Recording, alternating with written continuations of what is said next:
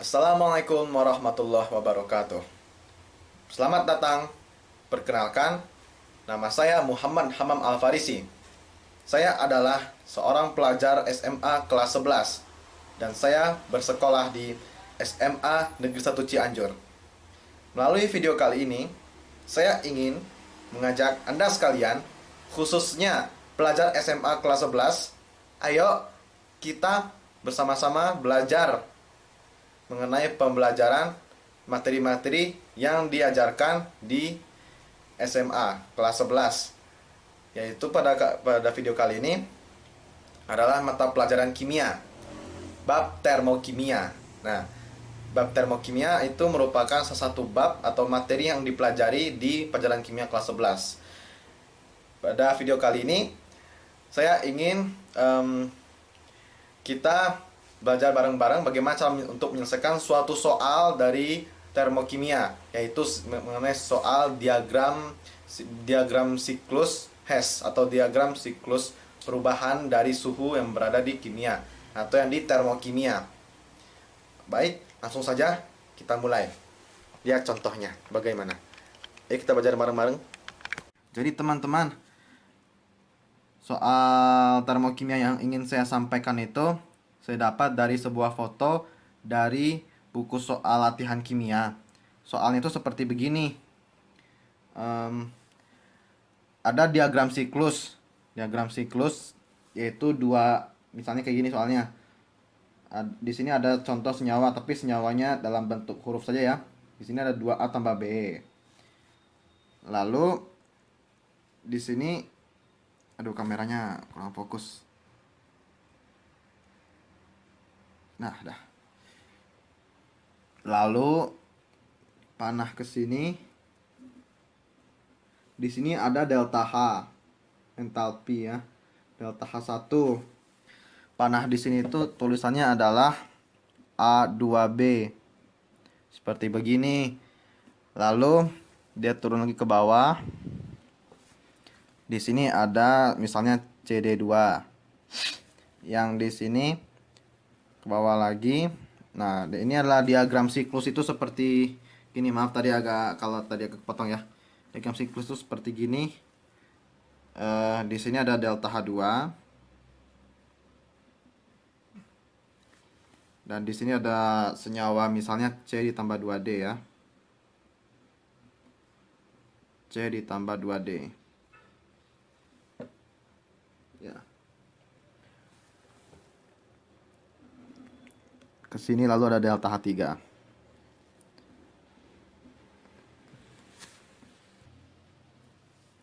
Dan di sini juga ada delta H ya. Nah, pertanyaannya adalah delta H itu berapa? Delta H itu sama dengan berapa? Nah, saya akan coba jawab. Ya, jawab. Nah, tulisannya agak itu. Fokus sambil megang kamera agak susah ya. Menurut hukum Hess ya. Perhatikan ini, tolong ya. Ini senyawa 2A tambah B. Ini senyawa A2 tambah B, yang ini CD2. Ini tujuannya adalah senyawa yang dari 2A tambah B ini itu termokimia ya. Itu menjadi senyawa CD2 ini gitu. 2A tambah B ke CD2 melalui A2B, itu nilai entalpinya ya, yang delta H ini itu akan sama dengan nilai 2A tambah B ini ke CD2 melalui C tambah 2D. Artinya dari sini ke sini ya, dari sini ke sini melalui jalur ini itu akan sama nilai entalpinya atau delta H-nya dengan ini ke sini melalui sini, melalui jalur ini sama ya, jalannya aja yang berbeda. Nanti jumlah total entalpi itu akan sama, yang mana mengubah dari zat ini ke senyawa ini ke senyawa ini. Jawab ya. Karena kita sudah dapatkan delta H1 dengan delta H ini ya, ditambah ya. Delta H1 itu apabila ditambah dengan delta H, maka hasilnya akan sama dengan yang ada di sini. ini sama dengan ini. Delta H2 ditambah delta H3. Ya. Maka kita cari delta H itu berapa. Ini bisa kita gunakan konsep persamaan ya. Bisa kita gunakan konsep persamaan, yang mana jadinya adalah delta H itu sama dengan, ini kan ada di ruas sebelah kiri ya, ini ruas sebelah kanan. Dari tanda sama dengan ini, karena ini masih ada di ruas sebelah kanan, terus saja lah ya. Langsung aja delta H2 ditambah delta H3. Dan karena ini ada di sebelah kiri, kita pindahkan ke ruas kanan. Karena ini positif ya kan, kita pindahkan jadi negatif atau min delta H1. Jadi seperti gini deh bunyi dari rumusnya. Contoh soalnya seperti begini. Kalau ingin diterapkan, apakah betul? Kalau ini apakah betul ini atau salah gitu? Yuk, ya kita akan buktikan ya. Di video ini juga lengkap sama pembuktiannya. Misalkan saja delta H1 ini kita ganti ya. Karena ini merupakan perubahan entalpi atau entalpi itu satuannya bisa 2 ya. Delta H itu ini nih ya, jadi catatannya delta H itu satuannya bisa 2. Bisa berupa kilojoule atau yang kJ ini ya. kJ ini kilojoule. Satu lagi bisa berupa kilokalori atau yang tulisannya kekal begini. Kekal gini tuh itu dibaca kilokalori. Ini kilojoule.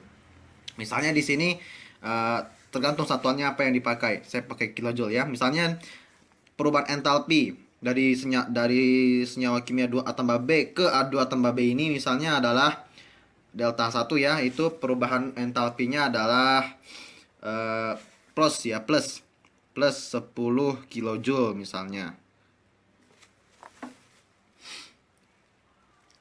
Lalu delta H3 ini misalnya kita misalkan 7 kilojoule. 7 kilojoule. Plus ya, plus 7 kilojoule. Dan delta H2 ini kita misalkan sama dengan plus 9 kilojoule ya. Nah, maka berapakah delta H ini? Nah, kita jawab. Kita akan buktikan ya. Kita akan buktikan. Pembuktian.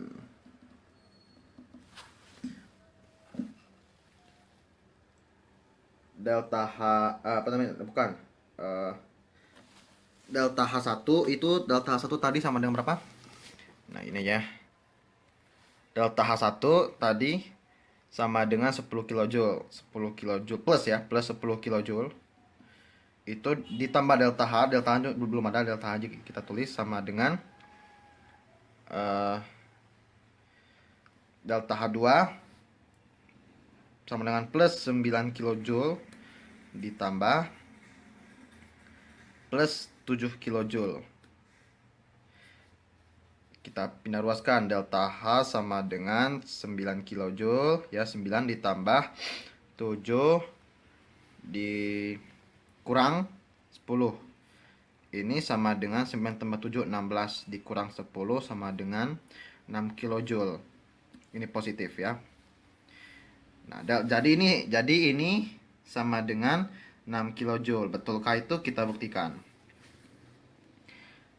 Dari 2A tambah B ke senyawa CD2 melalui A2B, delta 1 sama dengan 10 kilojoule tambah 6 kilojoule. Jadi dari sini ke sini perubahan entalpinya adalah totalnya adalah 6 kilojoule.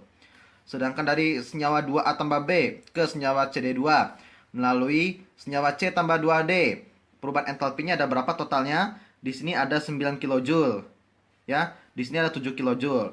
9 kilojoule ditambah plus 9 kilojoule ditambah plus 7 kilojoule sama dengan 16 kilojoule juga. Ini juga 16 kilojoule. Nah, terbukti ya kan? Terbukti sama 16 kilojoule. Ini plus ya, plus. Hati-hati. Plus minus itu bisa membedakan perubahan entalpinya akan bagaimana. Kalau ini ke sini bagaimana? Bisa nggak? Kalau ini ke sini bisa nggak? Bisa. Berarti ini entalpinya misalkan kita tulis delta H4 gitu. Delta H4. Bisa delta H4 dari sini langsung ke sini tanpa melalui apa-apa. Tanpa melalui senyawa apa-apa. Sama dengan 16 plus ya, plus hati-hati, plus 16 kilojoule. Nah, itu dia. Ya. Nah, teman-teman, sekarang coba kita masuk ke contoh soal ya. Contoh soalnya itu seperti gini. Di sini ada senyawa kalsium. Ini bukan senyawa, ini unsur ya. Di sini ada kalsium. Di sini ada H2 hidrogen dan di sini ada oksigen.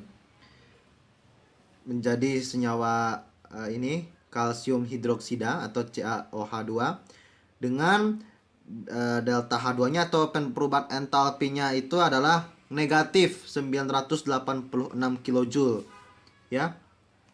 Lalu dari Ca ditambah H2 ditambah O2 menjadi CaO ini adalah kalsium oksida ditambah air, itu perubahan entalpinya adalah negatif 700 ya, negatif 720 kilojoule.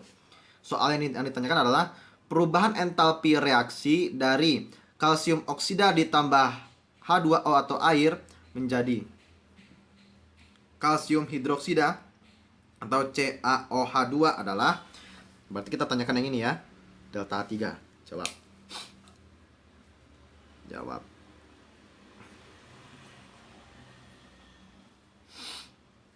Nah, pertama-tama adalah ingat yang tadi.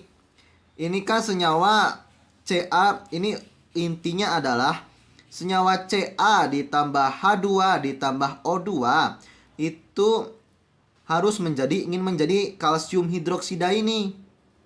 Dan itu sudah diketahui delta H2-nya atau perubahan entalpinya adalah negatif 986 kilojoule. Kita tulis saja. Delta H2 itu delta H2 ya, delta H2 sudah diketahui dari soalnya ya. Lalu senyawa yang lain adalah Ca, kalsium ditambah hidrogen ditambah oksigen, Ca ditambah H2 tambah O2 itu menjadi senyawa ini kalsium hidroksida melalui ini nih, kalsium hidroksida ditambah air melalui senyawa yang ini. Ini adalah dari sini ke sini adalah delta 1. Tapi ini kan sudah beda lagi nih caranya, maksudnya sudah beda lagi nih jalannya. Kalau ini langsung, kalau ini melalui sini. Terus saja delta H1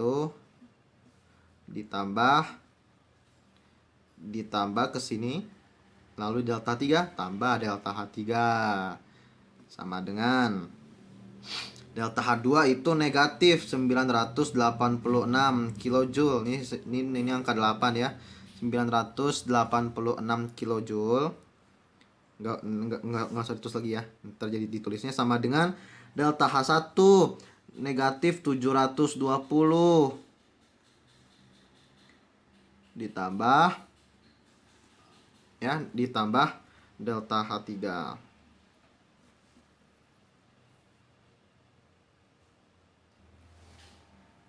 Pindah ruaskan saja delta H3 ini. Delta H3 sama dengan negatif 720. Oh ya, ini negatif ya. Kenapa negatif? Karena ini dari ruas kiri dari ruas kanan ke ruas kiri. Nah, sedangkan ini dari ruas kiri ke ruas kanan. Karena ini negatif, kita ganti ke positif. Ditambah 986 sama dengan,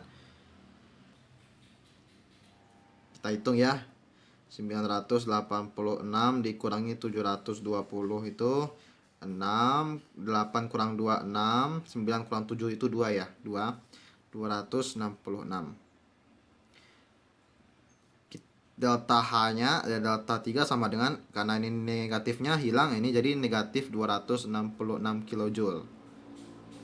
Nah, jadi ini adalah negatif 266 kilojoule. Berarti dapat disimpulkan perubahan entalpi reaksi dari kalsium oksida ditambah H2O atau air atau menjadi kalsium hidroksida itu adalah sebesar negatif 266 kilojoule. Jika ingin melihat proses pengerjaan saya dari tadi, ini semua adalah pengerjaannya ya. Dapat terlihat dengan jelas ya. Baik. Mungkin cukup sekian yang bisa saya sampaikan. Mohon maaf apabila ada kekurangan dan kesalahan, karena saya juga sama-sama masih belajar. Nah, seperti yang telah saya sebutkan tadi, saya masih belajar dan tentu masih ada kesalahan. Maka dari itu, saya akan senang apabila kalian dapat menanggapi dan memberikan koreksi atas jawaban saya tadi. Apabila ada yang salah, tulis di kolom komentar ya. Apabila ada kesalahan, wabillahi taufik wal hidayah. Wassalamualaikum warahmatullahi wabarakatuh.